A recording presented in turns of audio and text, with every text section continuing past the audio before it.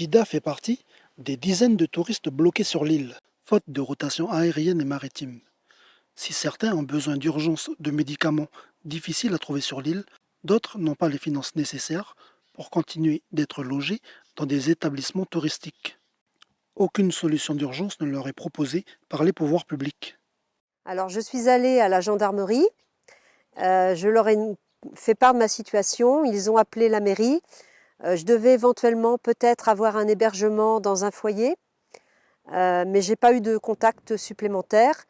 Et que ce soit à l'aéroport, personne ne sait quand est-ce qu'il y aura des avions. J'ai la chance de côtoyer des habitants qui sont très bienveillants, très chaleureux. Donc je remercie effectivement toutes les personnes qui m'ont offert le petit déjeuner, qui m'hébergent. Mais là, j'attends, comme beaucoup de touristes, de pouvoir repartir sur Nouméa. Mais bon, je suis en sécurité ici, c'est déjà une bonne chose. Contrairement à Jida qui devait repartir hier, ce couple australien avait prévu de quitter l'île dans une dizaine de jours. De leur côté, aucune indication non plus de la part du consulat d'Australie à Nouméa. Ils ont dû appeler directement l'Australie. Nous, on a contacté hier le gouvernement parce qu'il y a des coordonnées qu'on a. Et là, on nous a dit de rester bien où on est. Ils savent qu'on est là et de rester bien dans l'hôtel et puis faire attention et attendre. Daniel et Nadia sont au pays depuis début mai et ont assisté à différentes manifestations liées au dégel du corps électoral. Vu l'ampleur des rassemblements, même si pacifistes, Daniel a le sentiment qu'en termes de sécurité, qu'en termes de sécurisation de sites stratégiques, notamment sanitaires, très peu a été fait.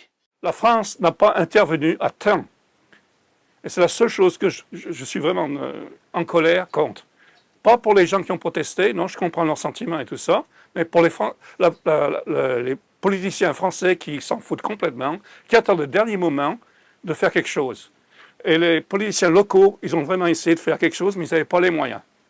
Et c'est ça qui m'a vraiment rendu furieux, de voir que le gouvernement français s'en fout complètement, attend la dernière minute pour envoyer des gendarmes en petits paquets un peu tous les jours. Malgré cette colère et l'incertitude quant à la reprise des vols domestiques et internationaux, ces parents australiens se disent tout de même chanceux d'être loin des lieux où une extrême violence sévit et remercient eux aussi la bienveillance des gens de l'île.